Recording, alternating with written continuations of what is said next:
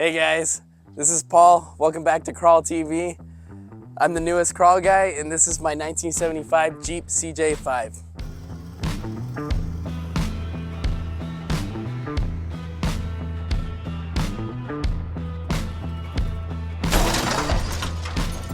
$9, $10. That's $1,000. Like I've never seen it before. Do you want to see the title first? Yeah, let me see the title. Let me count this really quick.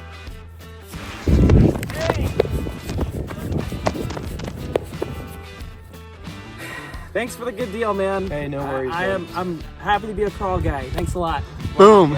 We have another crawl guy. Join the club. Hey, Paul. This is awful. Welcome to the gang, man. I'm so Tell the scared. camera we didn't scumbag you into this. Oh, really? Okay. Tell the camera. No. Tell them how excited you are about your Jeep. Hey, you gave me such a great deal. If you're not excited about it, I'll take No, that I'm back so and I'll sell it excited. for $3,000. I got a great Jeep to restore.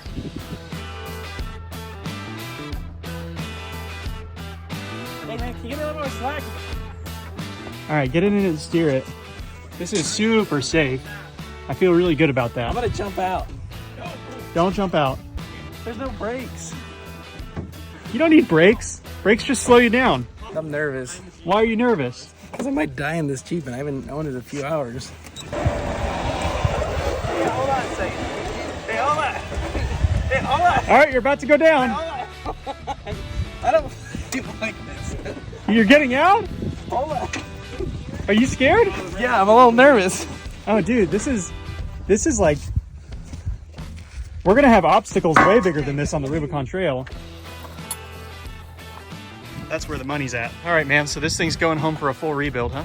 That's right. It's going to be fully redone. Don't know if I'm going to do it perfectly back to OE, but I'll make it look really nice and clean. So we went all the way to Utah, and you're driving away with the only piece that you're keeping. Well, I got one other piece. Oh, I want to see. What do you got? I got this really, really cool plate that the next owner actually really wanted, but I said he couldn't have it. Ladies love, loving ladies long time, 696. That's right. Luke keeps a license plate from every vehicle he buys. You know who also does is Paul, Yeah. but there's no plates left on that vehicle. I don't know what he's going to do. You know, we're really teaching people online a lesson about how to wheel and deal. Instead of paying for a winch, you actually got paid for the winch. That's right, brother. Takes a little time, but I got paid. So Paul's trying to bail on us, but before he goes, we just made him put 4 gallons of gas into this Jeep. We're carb swapping it with a Holly carb that Chris gave us. I'm donating this Optima battery to Paul, and if it idles, I'm driving it on 4 flat tires into the Crawl TV garage because Paul didn't want to spend enough time or money to tire swap it today. Yeah, I got to go pit bike right now. I'm busy. I got a lot of big plans today. I'm pit biking.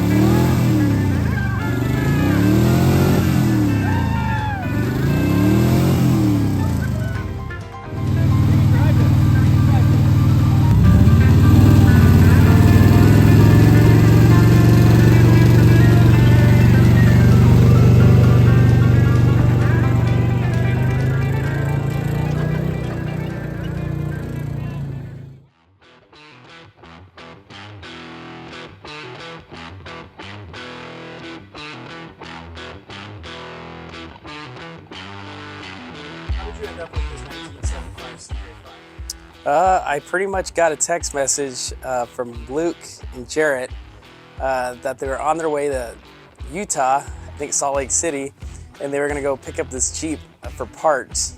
And they asked me to go with, and I couldn't go. Instead of robbing all the parts out, which they did rob some parts, you used to have a hardtop and doors and a really nice winch and some wheels and tires, but they ended up selling it to me for a pretty good price. Thanks, Luke.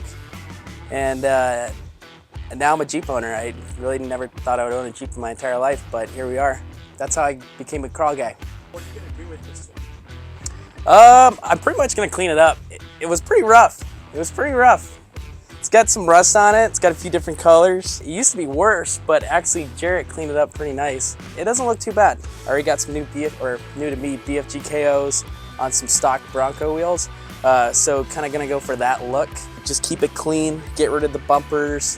What else? Probably upgrade the interior a little bit, maybe do some paint, upgrade the roll cage, maybe put a seat in the back, haven't figured that out yet, but basically make this thing to where I can take it out four-wheeling and not really have to worry about it. Those are the plans for now. We'll see what happens. I mean, what, 6:39 on a Friday? Let's see how long we get into this, you know?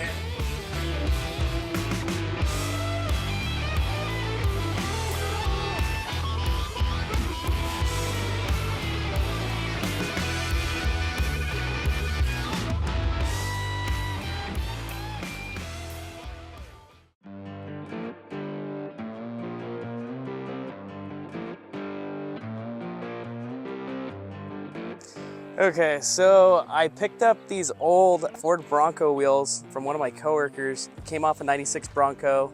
It's just the stock Aloka wheels, and then they were mounted on some 31-inch BFG KOs. So I was able to get these for a pretty good deal, and then we're gonna swap out the tires on this guy and take off these Super Swampers. I had to actually bore out the hub because it was actually too small to fit on the front. So I went ahead and got those bored out.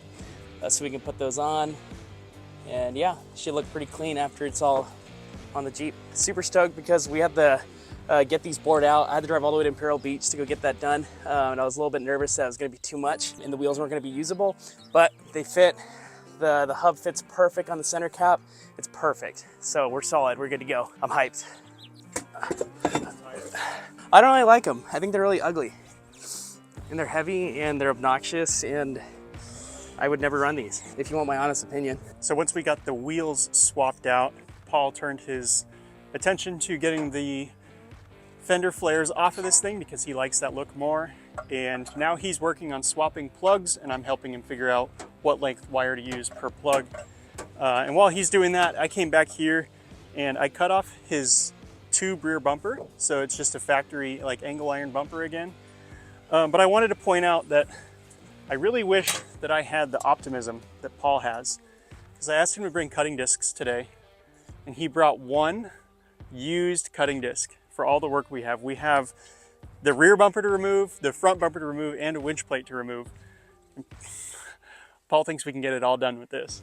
So I might be sharing my couple of cutting discs that I have left. We're making our way through this thing here. I'm about to leave Paul with these plug wires and go see what Steph is doing. She just got home with her Bronco, and we have a new part for that. So I want to show you guys what we picked up, and we'll make progress on a couple vehicles at once today. Okay, while Paul's working on his Jeep, we're over here at my wife Steph's 2021 Ford Bronco. Steph, what are you doing on the Bronco? Just cleaning. Yeah? Deserves a little bit of loving. It looks so good when it's cleaned up. But hey, did you know I got a little present for you? What?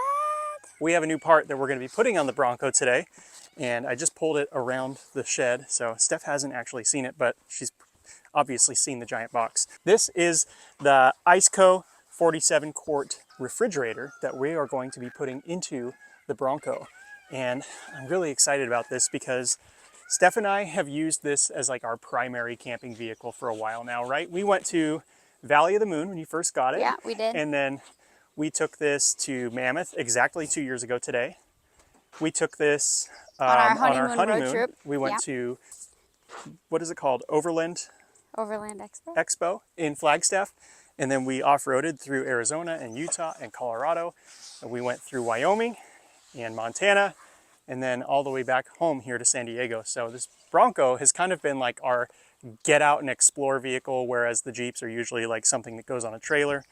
So this is the vehicle that I really wanted to put a refrigerator in so that we could keep things cold for long distances. And when we went out to Valley of the Moon, our very first trip with this Bronco, we had our 45 quart cooler with us. It's a Pelican cooler.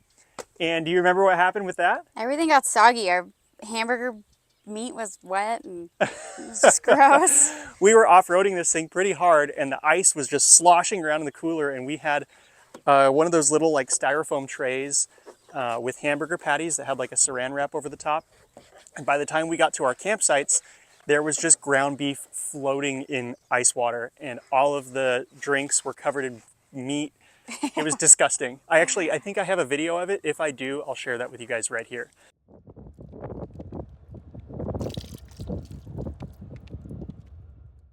But we're trying to get away from that. We're trying to be a little more adult here, and I think that this is the solution. So this is the Iceco VL45 single zone refrigerator. I'm excited to see what's inside, what the quality is, and how it works compared to what I've seen online.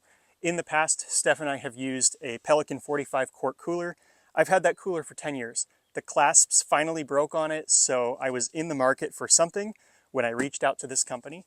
And the reason that I selected this cooler specifically is there are a couple of reasons. The VL45 is roughly the same dimensions that I was working with in the past. So I know that I can fit that into certain places, but this is actually lighter than my Pelican cooler. So that's really neat because that thing was very cumbersome and I have thrown my back out a couple times moving that cooler around. And speaking of weight, ice weighs a ton. And when you fill up the cooler with all your food and drinks and then you add ice to it, it weighs way too much to move by yourself without hurting your back.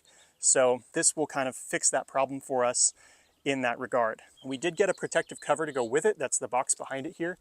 And the protective cover is just so that we can throw camping gear, tents, chairs, beach towels, all that stuff on top of this without scratching it up too much. I do want to keep this thing looking nice as long as possible. So we're going to get it unboxed now, and then after we use it for a while, what we're going to do is we're going to go ahead and make a product review on this to let you guys know what I think of it after it's been put to the test a little bit.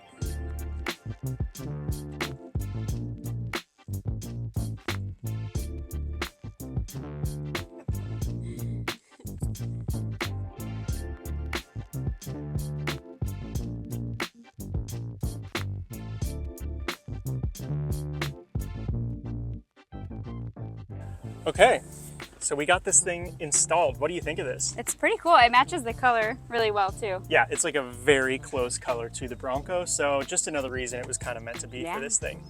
But quality-wise, I mean, these are all first impressions, and just complete disclaimer, we are working with this company. They sent this out for us to review, unbox, and take camping. So I'm not just gonna give you a blanket, it's great. We actually want to test this thing out and figure out how well it works. But by the looks of it, by the quality and feel of it right out of the box, I am impressed. This thing is really nice. It's lighter than our cooler when it's empty.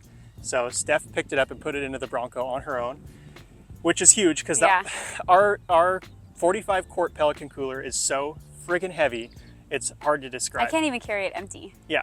Yeah. So, and then you add ice on top of all your food and drinks, and it's just like, it's a two-man job, and I have thrown my back out moving that cooler around. So now we don't have to deal with ice anymore. We're now gonna have ground beef in our drinks. Good.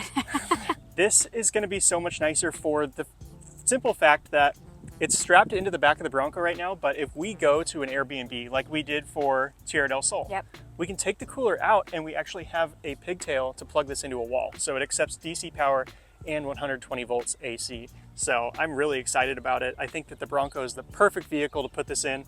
The one more thing that we have left to do is we have a protective cover. Dang, this is nice too. So I thought it was just a cover to protect the cooler, but it looks like that's gonna keep things cold longer too.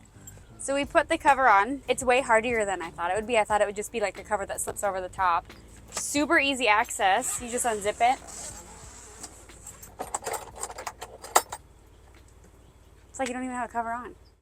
All right, we are back here at Paul's Jeep now, the Split Decision CJ5. Paul was out here working on this. He got the alternator set up, got the battery cable in, got the plugs and wires replaced, and he started working on dropping the fuel tank.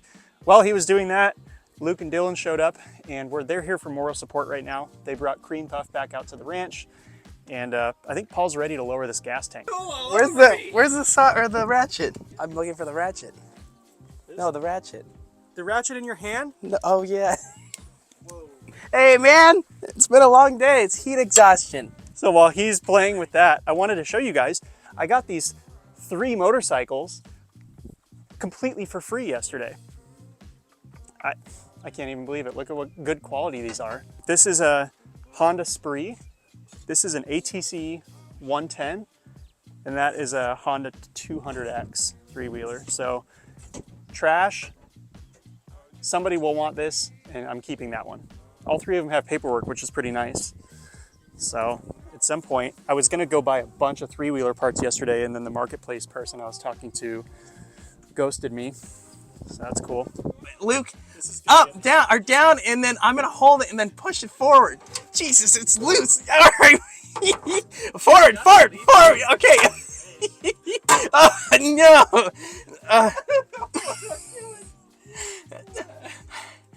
Why didn't we take the gas out of this? So we're sucking all the gas out to make the fuel tank lighter right now. You can see it flowing. Paul wasn't able to bench press it. So now we got to do this. If the fuel sending unit looks like Dylan's fingers, it's just varnished and it's like tar. It's like something a dinosaur would die in. It's going back to dinosaur form.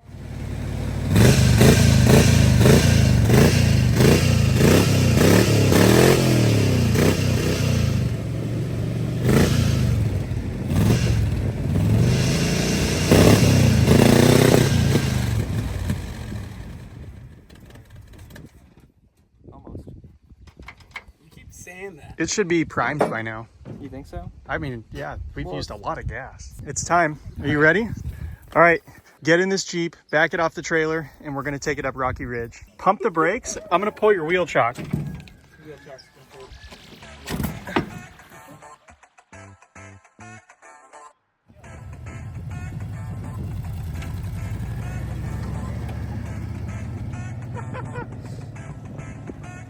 he goes. Paul, what do you think? Hey man, hey, we gotta fix that. The gas belt, man. This thing is a lot to handle. And when you hit the brakes, it whips sideways. So that makes it... Oh yeah. Oh God.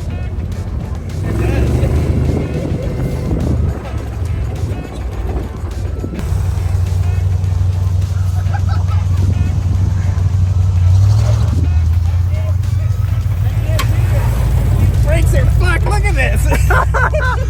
I can't do this. I think you only have one brake that works, and I think it's the right front. Yeah, it pulls so hard. That's insane. I think we should bleed the brakes. No, I think we should take it up Rocky Ridge. I think we should take it up Rocky Ridge. What do you think? Rocky Ridge? I think we're going to the ridge really quick. I think we're going to the ridge. Mine? I'll drive your ridge. Be careful. Mine does not have brakes. Oh, and if you hit the brakes too hard, you hit the gas. Yeah. What? I'm not riding in this Jeep again unless I'm the driver. That's kind of how I feel too. I'm like, ah, This thing is a death machine.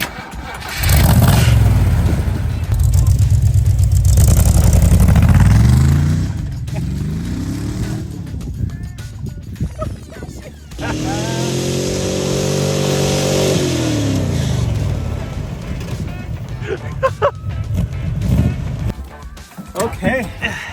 All right, Paul. 1.4 low, fully locked, but you have open differentials. So at full speed, only 2 of your tires are still going to spin. So you can be the same side to the opposite side, whichever wheel has less traction. We really need to fix these brakes. It's like really bad. I'm just glad you get to experience this thing for what it is.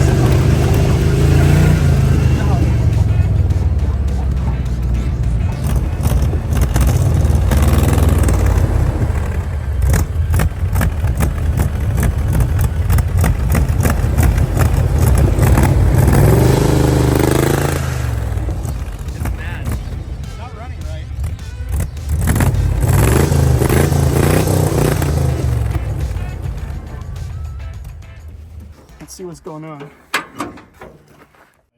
Okay, we are gonna go ahead. Dylan's gonna crank it for us. We're gonna see if this thing will start. It looks like we got the fuel filter primed already. Crank it, Dylan.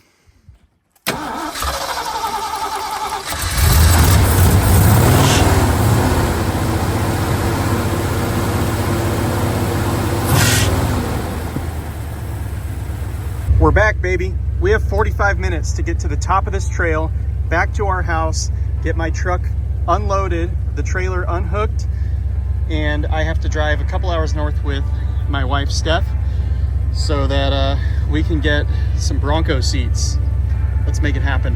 Paul's gonna get in the driver's seat, he's gonna drive the trail, and I'm gonna hike the trail because I wanna capture the intensity in Paul's eyes as he tries to off-road this thing for the first time. He's never really been off-roading a Jeep. He's never off-roaded a manual. He's never owned a vehicle with a carburetor. And I think he said this is his first 4x4 vehicle. So he really needs to be in the driver's seat and he really needs to feel what's going on because he is planning on off-roading this through the Rubicon Trail, and he needs the experience a heck of a lot more than I do.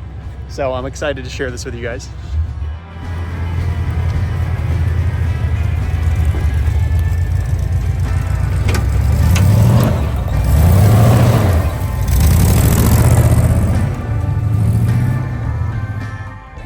We made it, Paul! Hell yeah, man. What happened? We lost a lug nut. Oh, on the back wheels. Oh my god. Oh my god, Paul. These were brand new. I bet they're all hand tight. All right, well, it's time to head home. I have chores to do, and I gotta get back to the house. Our gas can's holding up. Jeep's running great. The fuel filter's not clogged. We couldn't ask for a better situation right now. I can see my house. Uh-oh, it looks like I think I jinxed us.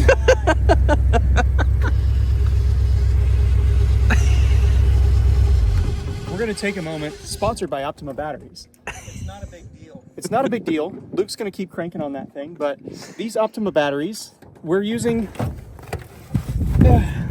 a deep cycle starting battery. It's a yellow top, so it has 870 cranking amps, 750 cold cranking amps, 55 amp hours, and 120 RC, whatever that means. So that's pretty good.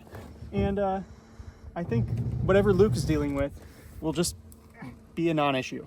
Tell Steph you're close. It's a You're like big bump. right there. Your house is right there. Steph, I'm close. You can't hear me. You guys are making it time. It's all good. I'm not gonna make it in time. All right, guys, so this is where we leave off. All of us rode back in the split decision CJ5 together.